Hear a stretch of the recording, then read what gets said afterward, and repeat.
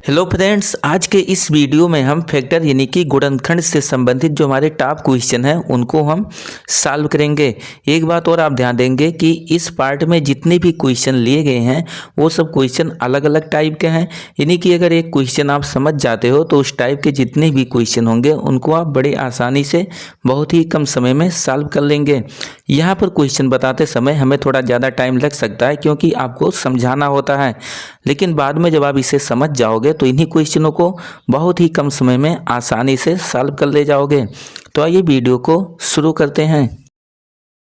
Video शुरू करने से पहले एक बात और कहना चाहते हैं कि अगर आप इससे पहले वाला पार्ट नहीं देखे हैं तो उसे देख लीजिए, लिंक डिस्क्रिप्शन में दिया हुआ है, क्योंकि वहाँ पर हमने कॉन्सेप्ट पढ़ा और उसी से संबंधित उन कॉन्सेप्टों पे जो हमारे टॉप क्वेश्चन होंगे उन्हीं को यहाँ पर हम देखेंगे। तो आप उस वीडियो को ना देखें हो तो ज़रूर देख लेना। अब यहाँ पर अगर हम बात करें पहले क्वेश्चन की तो ये लिखा हुआ है दो अभाज्य संख्याएँ P और Q हैं, तब P इंटू क्यू के न्यूनतम गुणनखंड हो सकते हैं। क्वेश्चन काफ़ी सिंपल है लेकिन कॉन्सेप्ट बेस्ड क्वेश्चन था, इसलिए इसको हम लिए हैं। अब यहाँ पर आप ध्यान देना, बोला है कि P और Q दो अभाज्य संख्याएं हैं तो P इंटू क्यू के न्यूनतम गुणनखंडों की संख्या क्या होगी। अब यहाँ पर अगर हम इसके न्यूनतम गुणनखंडों की संख्या लिखें तो ये हो जाएगा हमारा। यहाँ पर एक बात आप ध्यान देंगे, P और Q अभाज्य संख्याएँ हैं तो इनका और अधिक गुणनखंड तो किया नहीं जा सकता, यानी कि इनके जो पावर होंगे ये 1 होंगे।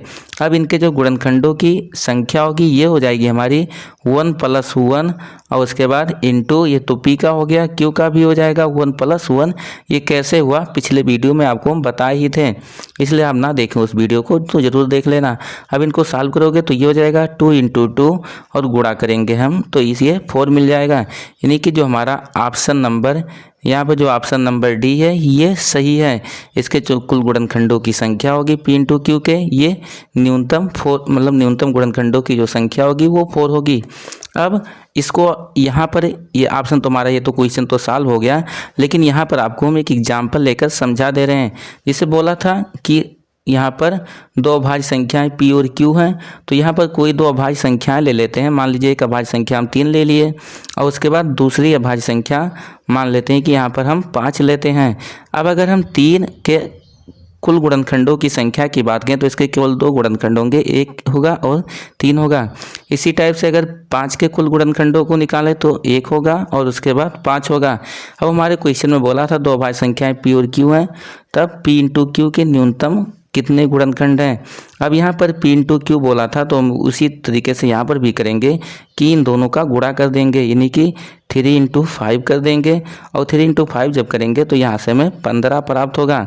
अब इन दोनों के गुणनफलों में हम देख लेते हैं, इन दोनों का जो गुणनफल मिला हमको, इसके कितने गुणनखंड होंगे। तो इसका एक गुणनखंड 1 होगा, क्योंकि आप शुरू में ही बताए थे आपको कि 1 सभी संख्याओं का गुणनखंड होता है।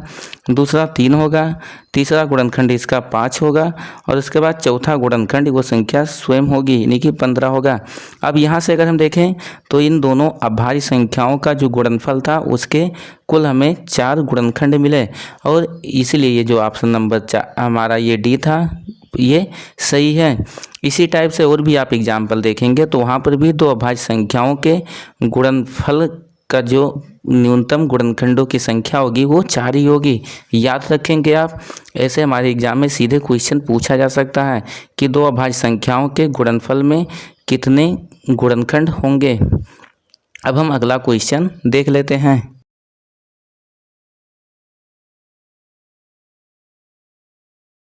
क्वेश्चन नंबर 2 है, इसमें बोला है दो अंकों की कितनी संख्याएं हैं जिनके केवल 3 गुणनखंड हैं। देखने में तो क्वेश्चन काफ़ी सिंपल लग रहा है, लेकिन वास्तव में ये क्वेश्चन उतना सिंपल है नहीं। अगर आप कॉन्सेप्ट ठीक से नहीं पढ़े हैं तो इसको लगाना आसान नहीं है। एक बात और, आप में से काफ़ी लोग सोचते हैं कि सब लोग होते हैं कि क्वेश्चन को 10 से 15 सेकंड के अंदर आसानी से ट्रिक द्वारा बता देते हैं, लेकिन याद रखिए ऐसे क्वेश्चन काफ़ी आसान होते हैं और ये क्वेश्चन हमारे एग्जामों में कभी भी नहीं पूछे जाते। तो आप आसान क्वेश्चनों की तरफ ना बढ़ें, आप कॉन्सेप्ट को ध्यान रखिए और जो मीडियम या फिर हार्ड क्वेश्चन होते हैं उनको सॉल्व कीजिए। और आपको मालूम ही होगा हमारा कोई भी वीडियो हो उसमें लिए गए सारे क्वेश्चन अलग अलग टाइप के क्वेश्चन होते हैं और ये क्वेश्चन मीडियम या फिर हार्ड लेवल के क्वेश्चन होते हैं। इसलिए आप वीडियो को पूरा देखें जिससे कि आप परीक्षाओं में अच्छे से अच्छा अंक प्राप्त कर सकें। अब यहाँ पर अगर हम क्वेश्चन नंबर 2 की बात करें तो इसमें बोला है 2 अंकों की कितनी संख्याएं हैं जिसके केवल 3 गुणनखंड हैं। ये क्वेश्चन हमारा कॉन्सेप्ट बेस्ड क्वेश्चन है, इसलिए पहले आपको हम कॉन्सेप्ट बता देते हैं, उसके बाद एक एग्जाम्पल बता देंगे जिससे कि आप आसानी से इसको समझ जाओ। अब यहाँ पर जो हमारा इसका कॉन्सेप्ट होता है, कोई भी प्राइम नंबर का जो परफेक्ट स्क्वायर हो उसी के केवल 3 गुणनखंड संभव है। यानी कि प्राइम नंबर कहने का मतलब अभाज्य संख्या जो होती है उसका अगर हम स्क्वायर लें तो उसके स्क्वायर करने पर जो भी संख्या हमको प्राप्त होगी केवल वही संख्या संभव है कि उसके 3 गुणनखंड हो। अब इसको हम एग्जाम्पल के द्वारा समझ लेते हैं कि इसकी कितनी संख्याएं संभव हैं। अगर हम यहाँ पर प्राइम नंबर की बात करें तो कुछ प्राइम नंबर लेते हैं, ध्यान दीजिएगा। यहाँ पर ये जैसे मान लीजिए कि 1 हमें मालूम है ना, तो ये प्राइम नंबर होता है ना, तो कंपोजिट नंबर होता है, तो इसको तो हम लेंगे नहीं। उसके बाद 2 हो गया, फिर 3 हो गया, उसके बाद अगला जो प्राइम नंबर होगा 5 होगा, 7 होगा और उसके बाद 9 तो होगा नहीं, फिर 11 हो जाएगा। आगे और भी ले सकते हैं लेकिन हमें यहीं तक ज़रूरत है, यहीं से भी हमारा आंसर मिल जाएगा। तो अगर यहाँ पर हम 2 के स्क्वायर की बात करें, यहाँ पर आपको बताएं कि प्राइम नंबर का स्क्वायर हो रहा है, तो अगर हम 2 के स्क्वायर की बात करें तो यहाँ से हमको ये 4 मिल जाएगा। इसी टाइप से अगर हम 3 का स्क्वायर करें तो ये 9 मिल जाएगा। फिर अगर 5 का स्क्वायर करें तो ये हमें 25 मिल जाएगा और फिर 7 का स्क्वायर 49। फिर आगे अगर बात करें 11 का स्क्वायर तो ये मिलेगा हमें 121 यानी कि 121। हमारे क्वेश्चन में बोला था, ध्यान देना आप, कि 2 अंकों की कितनी संख्याएं हैं जिनके केवल 3 गुणनखंड हैं।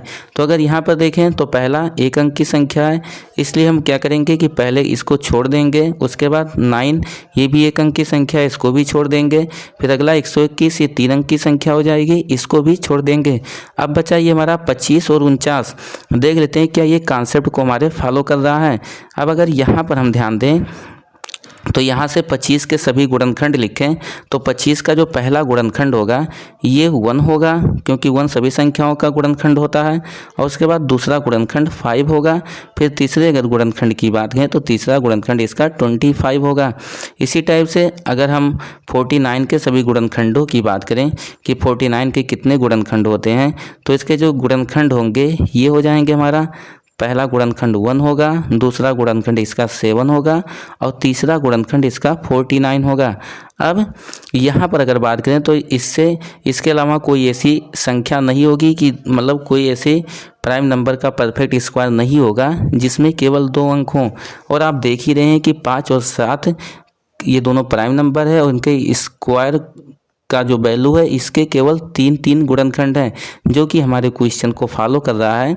क्योंकि क्वेश्चन में बोला था कि 2 अंकों की कितनी संख्याएं हैं जिनके केवल 3 गुणनखंड हैं। तो अगर हम 2 अंकों की संख्याओं की बात करें तो ये केवल 2 संख्याएं हैं जिनके केवल 3 गुणनखंड हैं। इसके अलावा 2 अंकों की जितनी भी संख्याएं होंगी उसके या तो 2 गुणनखंड होंगे या फिर 3 से अधिक गुणनखंड होंगे। यानी कि यहाँ पर ऑप्शन नंबर जो हमारा बी है ये राइट आंसर होगा। अब यहाँ पर अगर इस क्वेश्चन की बात करें तो आप ये क्वेश्चन अगर आपके सामने आता है तो आप 10-15 सेकंड छोड़िए, आप इसको 2 सेकंड के अंदर ही सॉल्व कर सकते हैं। इसलिए हम कहते हैं कि अगर आपका कॉन्सेप्ट क्लियर है तो क्वेश्चनों को आप बहुत कम समय के अंदर सॉल्व कर सकते हैं। अब हम अगला क्वेश्चन देख लेते हैं।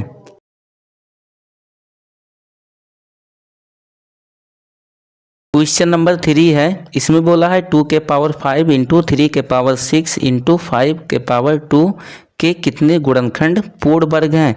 ध्यान दीजिएगा क्वेश्चन पर, ये भी क्वेश्चन हमारा काफ़ी इंपॉर्टेंट क्वेश्चन है। बोला 2 के पावर 5 इंटू 3 के पावर 6 इंटू 5 के पावर 2 के कितने गुणनखंड पूर्ण वर्ग हैं। अब यहाँ पर जो हमारा क्वेश्चन दिया हुआ, पहले इनको हम अंकों को लिख लेते हैं। ये संख्या है 2 के पावर 5 इंटू 3 के पावर 6 इंटू 5 के पावर 2।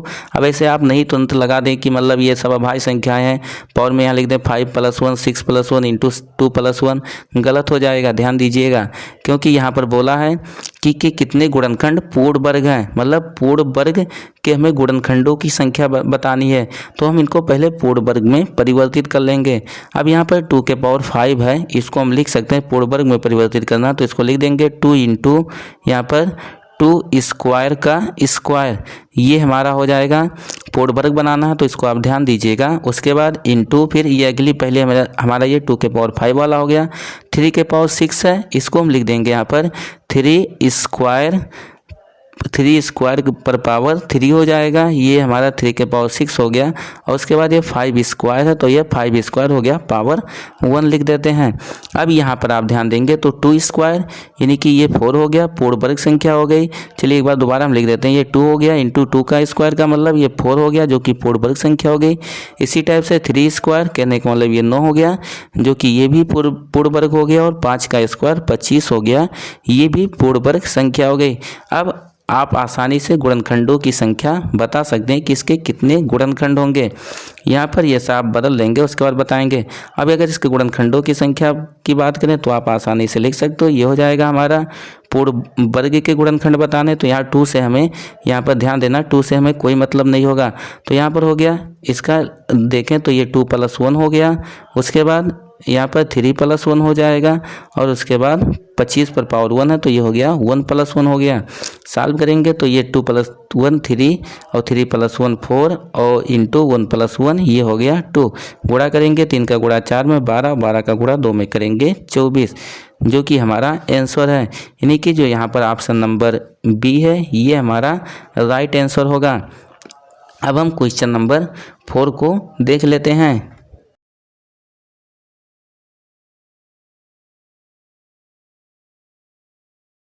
अब आगे अगर हम क्वेश्चन नंबर 4 की बात करें तो ये हमारा, यदि n इक्वल 9 स्क्वायर तो n के कितने धनात्मक पूर्ण घनों से विभाज्य है। ध्यान दीजिएगा, क्वेश्चन पर बोला है कि n कोई संख्या है जिसका मान 9 पर पावर 9 है। उसके बाद बोला है तो n कितने यानी कि जो संख्या है वो कितने धनात्मक पूर्ण घनों से विभाज्य है। अब जैसे पिछले क्वेश्चन में हम लोग पूर्ण वर्ग पूछे देखे थे, वैसे यहाँ पर पूर्ण घन पूछा है। तो यहाँ पर जो हमारी संख्या दी हुई है 9 के पावर 9, इसको थोड़ा आगे हम सॉल्व कर लेते हैं। पूर्ण घन बनाना है हमें यहाँ पर, तो इसको सॉल्व करेंगे, अभाज्य संख्या के रूप में बदलेंगे, तो ये हो जाएगा हमारा 3 का स्क्वायर। उसके बाद पावर 9 है, 9 हो गया लिख देते हैं। फिर आगे इसको सॉल्व करेंगे तो ये 3 के पावर 18 हो जाएगा। और हमारे क्वेश्चन में बोला था कि कितने पूर्ण घनों से विभाज्य है, तो इसको हम पहले पूर्ण घन के रूप में परिवर्तित कर लेंगे। यहाँ पे जो 9 था वो पूर्ण वर्ग संख्या थी, पूर्ण घन में नहीं था, ध्यान देना। तो यहाँ पर पूर्ण घन में बदलेंगे तो पूर्ण घन जो होगा ये 3 के पावर 3 हो जाएगा। और उसके बाद पावर 18, 3 के पावर 3 का मतलब 27 हो जाएगा। तो ये 27 और इसके पावर में सॉरी यहाँ गलती हो गई, 18 नहीं होगा, ये हमारा यहाँ से हो जाएगा ये 6 होगा। तो यहाँ पे ध्यान देंगे, ये हो गया 6। और उसके बाद अब आगे यहाँ पर 3 के पावर 3 का वैल्यू 27 लिख ही दिए, पावर 6 है, 6 लिख देते हैं। अब यहाँ पर आप आसानी से पूर्ण घनों की संख्या बता सकते हैं कि इसके कितने पूर्ण घन होंगे। तो अगर इसके पूर्ण घनों की संख्या की बात करें तो 27 के पावर 6 है, यानी कि हो जाएगा हमारा 6 + 1, जिसका वैल्यू हमको मिल जाएगा 7। तो यहाँ पर जो ऑप्शन नंबर बी है ये हमारा राइट आंसर होगा। अब अगला क्वेश्चन देख लेते हैं।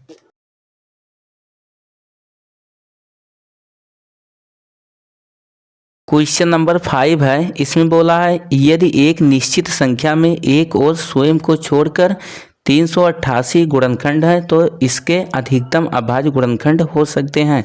4 ऑप्शन दिए हुए हैं, देख लेते हैं कौन सा ऑप्शन सही होगा। यहाँ पर ध्यान देना, मान लेते हैं कि संख्या हमारी n है, इसको n से हम दिखा देते हैं। अब बोला है कि इसके जो कुल गुणनखंड है वो 388 हैं, लेकिन जो ये लिख देंगे यहाँ पर, थोड़ा लिख देते हैं, n के गुणनखंडों की संख्या, n के गुणनखंडों की संख्या अब इसके गुणनखंडों की जो संख्या होगी, बोला है इसके एक और स्वयं को छोड़कर 388 गुणनखंड है, तो कुल गुणनखंडों की अगर हम संख्या की बात करें तो ये 388 हो जाएगा, प्लस उसके बाद एक और स्वयं को छोड़कर, और ये भी गुणनखंड होते हैं तो इनको हम जोड़ देंगे तो 1 + 1 हो जाएगा। आगे अगर इसको आप जोड़ते हो तो ये हो जाएगा 390, ये इसके कुल गुणनखंडों की संख्या हो गई। अब बोला है, हमारे क्वेश्चन में बोला था कि तो इसके अधिकतम अभाज्य गुणनखंड हो सकते हैं।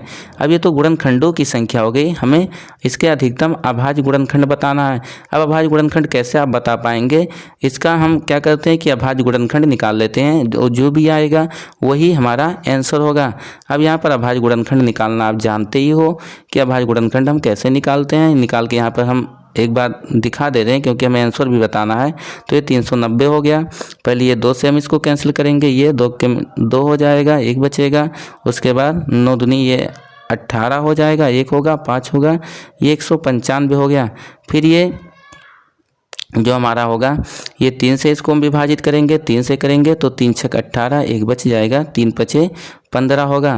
फिर इसको 3 से करेंगे तो ये हो जाएगा हमारा, 3 से करेंगे 3 दूनी 6, सॉरी 3 से ये नहीं विभाजित होगा, यहाँ पर 3 से जब नहीं होगा तो 5 से हम कर देते हैं। ये अगर 5 से विभाजित करेंगे तो ये हमें मिल जाएगा 13 मिल जाएगा, और फिर 13 जो होगा वो 13 से विभाजित होगा, 1 मिलेगा। अब यहाँ से अगर हम देखें तो यहाँ पर जो 390 था, इसका जब अभाज्य गुणनखंड निकाले हम तो यहाँ से हमको 2 मिला, 3 मिला, 5 मिला और उसके बाद 13 मिला, यानी कि कुल 4 अभाज्य गुणनखंड मिले। तो हमारे क्वेश्चन में बोला था कि इसके अधिकतम कितने अभाज्य गुणनखंड हो सकते हैं। अब यहाँ पर जो अभाज्य गुणनखंडों की संख्या मिली वो हमें 4 मिले, यानी कि ऑप्शन नंबर बी जो होगा वो राइट आंसर होगा। क्वेश्चन नंबर 6 है, इसमें बोला है 72 के ऐसे गुणनखंड जो 3 से विभाज्य हैं, कितने हैं। 4 ऑप्शन दिए हुए हैं, सॉल्व करके हम लोग देख लेते हैं कि इनमें से कौन सा सही है। इस टाइप के जितने भी क्वेश्चन होंगे, यहाँ पर जो भी संख्या दी होगी और बोलेगा कि ये इससे विभाज्य है, जैसे यहाँ पर 3 बोल दिया, ऐसे इसके जगह पर कोई भी संख्या बोल सकता है उससे विभाज्य। तो जिस भी संख्या से ये दी गई संख्या विभाज्य होगी, सबसे पहले हम उससे भाग करके भागफल ज्ञात कर लेंगे। अब यहाँ 72 दिया हुआ है और बोला है कि ये 72 के ऐसे गुणनखंड जो 3 से विभाज्य हो, तो यहाँ पर जो भी संख्या दी होगी उससे हम क्या करेंगे, यहाँ भाग कर देंगे, और भाग करने के बाद जो भागफल मिलेगा उसको लिख लेते हैं। अब यहाँ पर अगर भाग करेंगे तो ये मिल जाएगा हमें 3 दूनी 6, 2, 1 बचेगा, 12 होगा, 3 चौक 12। अब यहाँ पर भाग के तो हमें भागफल 24 मिला। अब जो भी भागफल मिला है इसका अभाज्य गुणनखंड ज्ञात कर लेंगे, अभाज्य गुणनखंड निकालेंगे तो ये हो जाएगा हमारा, ये 2 के पावर 3 और इंटू 3 हो जाएगा। सॉल्व कर लेंगे, 8 × 3 = 24 होता है, यानी कि 8 को लिख सकते हैं 2 के पावर 3 इंटू 3 के पावर 1 हो जाएगा। अब जो हमें 24 का अभाज्य गुणनखंड मिल गया तो हम क्या करेंगे कि इसके गुणनखंडों की संख्या ज्ञात कर लेंगे, और इसके जो गुणनखंडों की संख्या होगी वही हमारे क्वेश्चन का आंसर होगा। तो इस टाइप के जितने भी क्वेश्चन होंगे आप इसी रूल से इसको सॉल्व करेंगे। अगर गुणनखंडों की यहाँ से हम संख्या निकालें तो ये हो जाएगा हमारा 3 + 1, रूल आप जानते ही हो, पहले पार्ट में हम बताए ही थे, 3 + 1 इंटू ये हो जाएगा 1 + 1। आगे इसको सॉल्व करेंगे तो ये हो जाएगा हमारा 3 + 1 यानी कि 4 और इंटू 1 + 1 2 हो जाएगा, 4 का गुणा 2 में होगा, यहाँ से मिल जाएगा हमको 8, यानी कि 72 के ऐसे गुणनखंड जो 3 से विभाज्य हों उनकी कुल संख्या 8 होगी, यानी कि ऑप्शन नंबर ये जो है हमारा ऑप्शन नंबर सी ये सही है। अब हम अगला क्वेश्चन देख लेते हैं।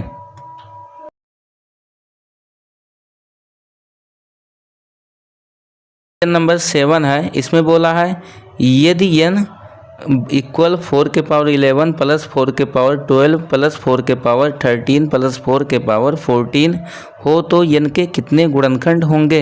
अब इस क्वेश्चन को देखेंगे तो थोड़ा काफ़ी आसान भी है क्वेश्चन, भले देखने में थोड़ा बड़ा लग रहा है लेकिन क्वेश्चन काफ़ी सिंपल है। यहाँ पर हम क्या करेंगे, सबसे पहले जो हमारी संख्या दी हुई है इसको हम लिख लेते हैं। यहाँ पर फिलहाल हम कॉपी करके लिख देते हैं जिससे कि थोड़ा जल्दी हो।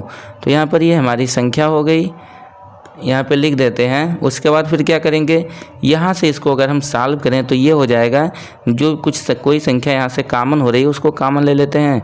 4 के पावर 11 प्लस 4 के पावर 12, ये 4 के पावर जो 4 के पावर 11 है, ये सारे पदों में से कॉमन होगा।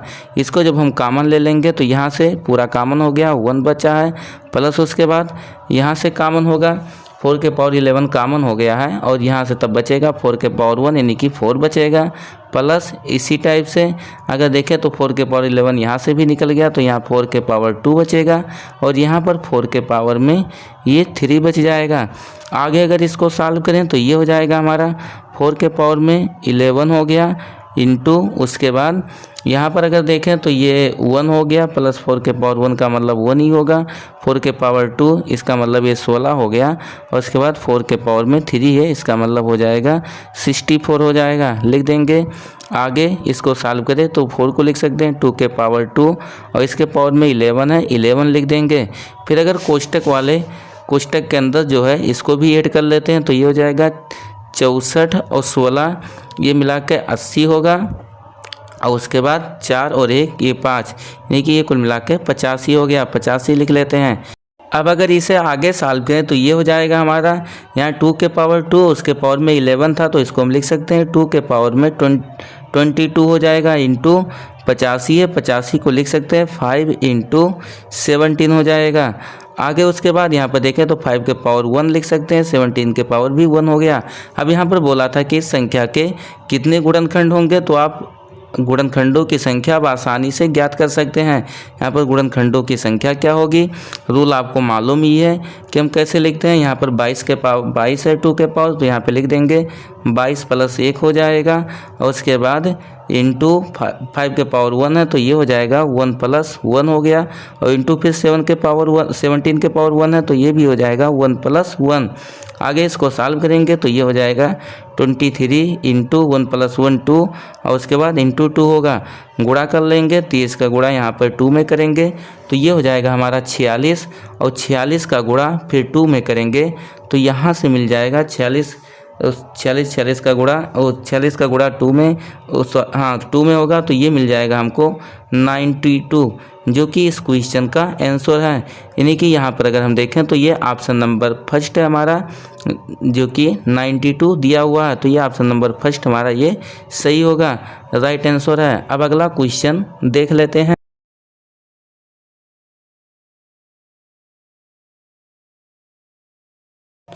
क्वेश्चन नंबर 8 है, इसमें बोला है 2 के पावर 8 इंटू 3 के पावर 2 इंटू 5 के पावर 3 इंटू 7 के पावर 5 के कितने गुणनखंड सम हैं। अब यहाँ पे ध्यान दीजिएगा, क्वेश्चन हमारा बहुत ही इंटरेस्टिंग है।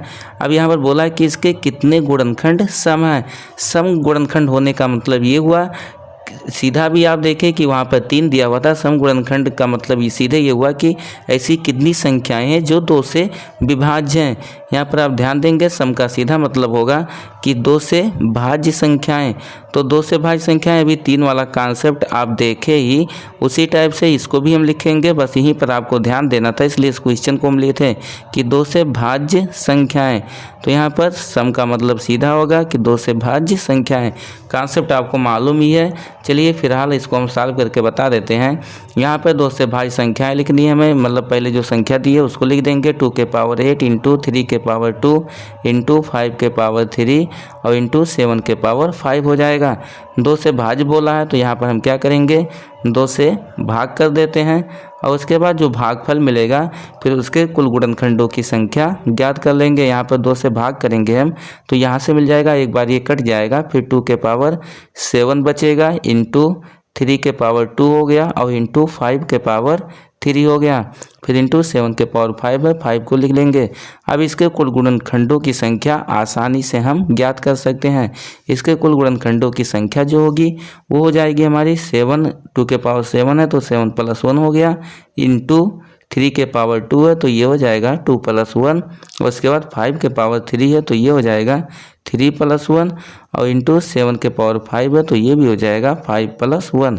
आगे इसको सॉल्व करें तो ये होगा 7 प्लस 1 8 हो गया, और उसके बाद 2 प्लस 1 ये 3 हो जाएगा, इंटू 3 प्लस 1 4, और इंटू 5 + 1 ये 6 हो गया। आगे इसको सॉल्व करेंगे तो ये हो जाएगा, गुणा कर लेंगे इसका तो ये हो जाएगा 8 और उसके बाद गुणे 3 चौक 12 और 12 छक ये 72 हो गया, यानी कि 8 गुणे 72 हो जाएगा। फिर इसका गुणा करेंगे तो 8 दूनी 16 6 हो गया, एक बचेगा हासिल। उसके बाद 8 सते 56 और 1 57 हो जाएगा, यानी कि 576 ये हमारा आंसर है। अगर आप देखें तो यहाँ पर ऑप्शन नंबर सी है जिसका मान 576 है, तो ये ऑप्शन नंबर सी जो होगा ये हमारा सही है। अब इससे आगे भी जो हमारे क्वेश्चन हैं, 2 क्वेश्चन इससे आगे हैं, आप स्क्रीन पे यहाँ पर आपके हम दे रहे हैं। ये क्वेश्चन थोड़ा इन क्वेश्चनों से अलग हैं और कठिन भी है। अगर आप प्रयास करेंगे, अगर आप लगा ले जाते हैं तो अच्छी बात है, और अगर नहीं लगा पाते हैं तो इसको हम अगले वीडियो में देखेंगे। ये वीडियो कैसा लगा कमेंट बॉक्स में लिखकर ज़रूर बताएं। अगर वीडियो आपको पसंद आया हो तो वीडियो को लाइक और शेयर ज़रूर करें। एक बात और, अगर चैनल पर आप नए हो तो चैनल को सब्सक्राइब करके बेल आइकन दबा दें, जिससे कि आने वाली हर वीडियो की नोटिफिकेशन आपको प्राप्त होती रहे।